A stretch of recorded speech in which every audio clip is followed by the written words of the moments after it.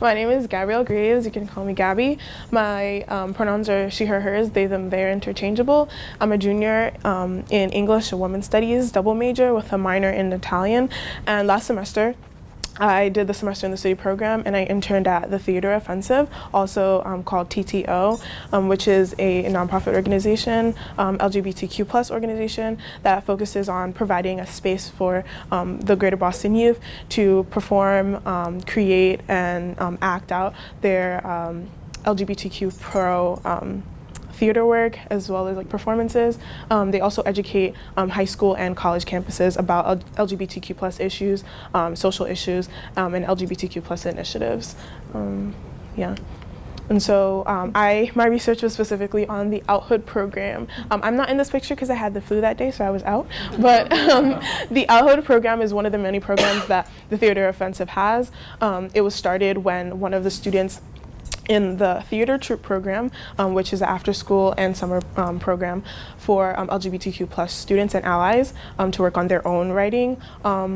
One of the students, Ashley, of the program said, you know, I would like to be open and out in my neighborhood and be able to perform these same performances in my own neighborhood. And she lived in a lower income neighborhood called Dorchester, which many of you all know. And she said that she didn't feel comfortable or safe enough to be herself in these neighborhoods. And so the Outhood program was started based on her contribution to the Theater Offensive program, and Ashley is on the bottom in the middle with the glasses, and and so the Outhood program was started, and Outhood is abbreviated, it's out in your neighborhood, and it's supposed to give students the ability to create create plays and skits for performances in lower income neighborhoods in Boston, and they focus on 4 key neighborhoods that the Theater Offensive have identified as target neighborhoods that they want to focus on.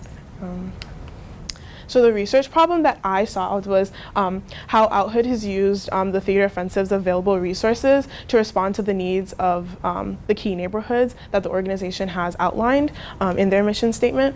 And so Outhood has existed since 2011, and there are a certain amount of neighborhoods that have received more resources than others. And so my research project was to identify like which neighborhoods were receiving more resources, why they were receiving more resources, and how has the Theater Offensive, specifically the Outhood program, responded to the needs that certain communities have outlined that they wanted us to acknowledge.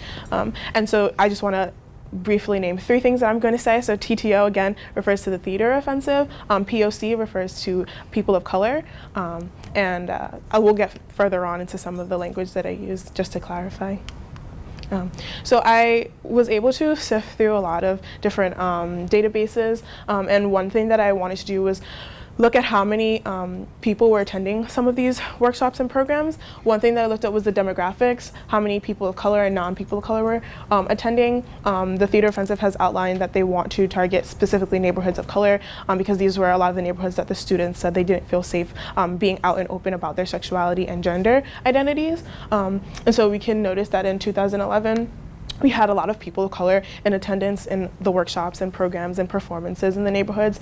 And then going to 2013 and 2014, we had an increase in non-people of color or white people. And that's primarily because we started to go to more parades and larger events. And so it's not necessarily that there weren't a lot of people of color in attendance, but because these events were much larger, the amount of diversity was a lot less. And so for like smaller workshops, we still primarily targeted people of color. So that was important, I think, to note. And then for trans and non-binary attendance, just to clarify, trans, someone who identifies as trans means that their gender assigned at birth. So when they were born and the doctor said that this is a male or female, throughout the course of their life they realized that they identified differently with their gender. And so that's what trans is. Cis means that the original gender assigned at birth aligns with the gender that you identify with now. So I identify as a cis woman. And more than 90% of the attendees in the overall programs were cisgender folks, and because this is an LGBTQ plus organization, that wasn't a really good statistic that we found. Yeah. And some of the services provided in the Outhood program is that they do like little like performances in the 4 target neighborhoods, as well as workshops. They bring in guest speakers into these neighborhoods to talk with the youth. They have book clubs as well. And so these are just a few pictures of some of the well, actually, the person in the middle is one of the staff members who works with the youth in his cowboy boots and streamers. So some of the tools for my research, I used FileMaker Pro, which is basically the database that had all the demographics, all of the programs that were ever created by the Theater Offensive. And so it was kind of difficult to narrow down like which ones were specifically for Outhood, and I'll talk about the challenges a little bit later.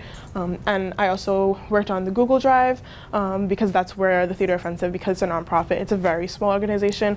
Literally almost anything that has to do with the organization can be found on our Google Drive, and each program has their own folder. And then Speak Out Notes. Speak Out Notes I'll refer to later on in the presentation as well. They are every single year, the organization goes to each neighborhood and they have about a 2-hour session where they ask questions about how productive their past year has been and the programs, if there's anything that the community needs from the organization in terms of like resources or guest speakers that they would like to see, and how involved we've been in the community. And so it's basically a time for us to hear from the community how we've been responding to their needs. And the 3 people are the people that I worked with on this specific project. Abe Rybeck is all the way on the right. He's the assistant, he's the executive artistic director, also the founder of the Theater Offensive, and he was my supervisor. And then Tanasia is the programs administrator in the middle, and then all the way on the left is Joseyan Ortiz, who is the director for Outhood, but Joseyan joined last year, June, so it was a little challenging because we were both new to this, this program, but I was doing research. Okay, so this is a map of Boston, and I'm going to identify the 4 key neighborhoods that were included in this research. Okay. So the first one is Dorchester, which received an average of 4 to 5 programs a year. And I think that's really important when I tell you about the other programs. I think it'll be really interesting to see like which neighborhoods received more resources than others. And while it's important to say that even though Dorchester received an average of 4 to 5 per year, there were 2 years where Dorchester didn't receive any programs. The next one is the South End, which received the most programs. In total, over 40 programs they've received since 2011, with an average of, I believe, 7 to 10 every year. That does include conferences. I think there were like 3 conferences that were in the South End, which aren't programs for the community, but I just wanted to clarify that. And then Jamaica Plain, which I believe received an average of 6 to 8 programs a year. And then finally, Roxbury, which received an average of 4 to 5 programs a year. And so those are the 4 key neighborhoods. And then other neighborhoods that the Outhood program was involved in but were not identified as key neighborhoods, which were Back Bay and downtown Boston. But the issue with these is that they are not outlined in the neighborhoods that the Theater Offensive wants to put all their resources in, but they were still receiving resources from the Outhood program. And so I wanted to include them in the research just so that the organization knows that they're allocating resources to neighborhoods that they have not identified in their mission statement. So for Roxbury, the top issues that the community said that they wanted us to present in our performances was gentrification. As many of you guys know, Boston is probably like I think the leading city for gentrification, which means if any of you guys don't know what gentrification is, it's when developers or people with a higher income enter into a neighborhood with a lower income, I believe, and they start to renovate and update the neighborhood and sort of make it nicer. A lot of pros and cons to gentrification. However, many times the people who have existed before the new renters or buyers enter into the neighborhood are forced to leave. So a lot of the older folk who existed in the neighborhood have to leave or are displaced as a cause of gentrification. 2 is more art encouragement. That was another issue that Roxbury residents had expressed. They didn't feel like the Theater Offensive was encouraging them to present their art within their community. And then representation of people of color. Some of the performances were done by white folk, and they said it was important that we had people in the community who are people of color on stage performing and leading the workshops. And that's Roxbury. And so for the South End had over like 5 pages of notes. And I also think it's important to see like how they articulated some of the things that they wanted us to address. So the top issues were people people of color representation in the theater in general. 2 was cost of rentals at one of the Boston art centers, because they use resources at the art center. They said that the cost was too high and they would like us to try to work that out with donations. And then 3, more resources for the programs. They felt that the Theater Offensive could have allocated a little bit more resources to programs specifically in the South End. After the research, we know that's not necessary. But the 4 was involve more younger companies in performances that they have for the South End.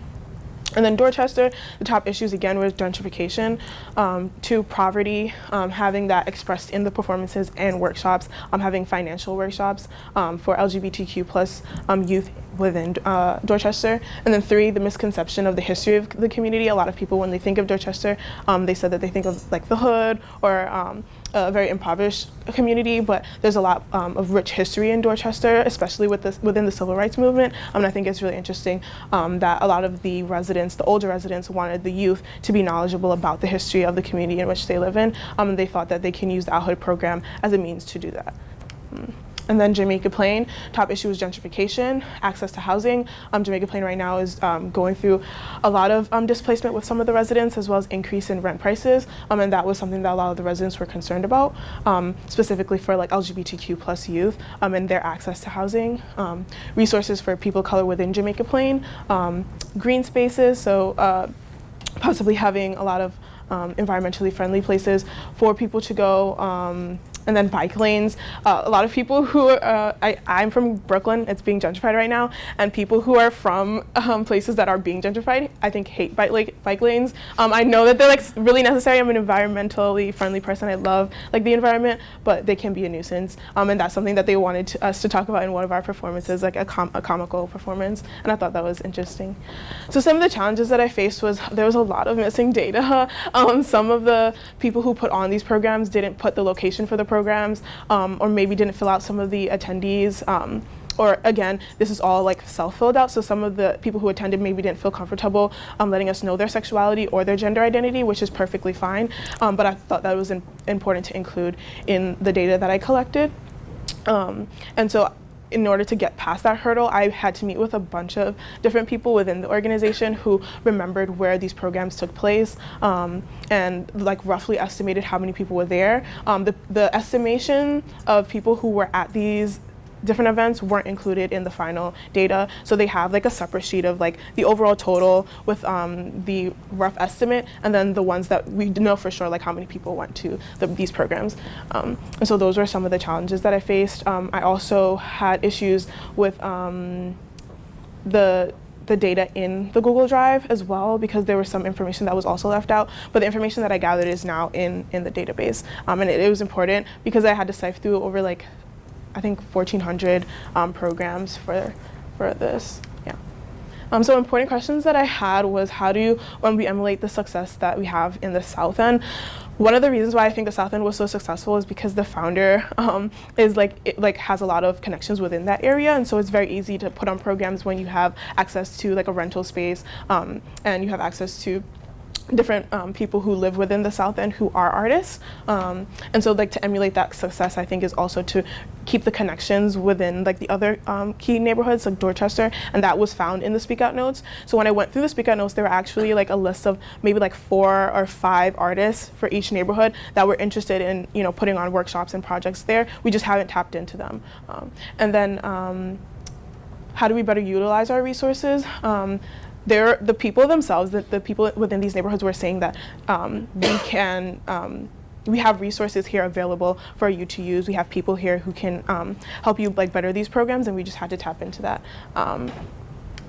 Yeah, and so takeaways, this doesn't directly correlate to what I want to do with my life. I want to get my PhD in post-1800 Caribbean literature, studying how post-colonial structures, post-colonialism influence the racial and gender structures within the Caribbean, and I want to look at that through literature. And so I don't know, that's just really the summary of my internship, and hopefully going on to my PhD I can use all the information I've learned about inclusivity and like intersectionality, about especially gender for trans folks who've been constantly left out of the conversation, and bringing that into my research for my PhD. So yeah, that's it.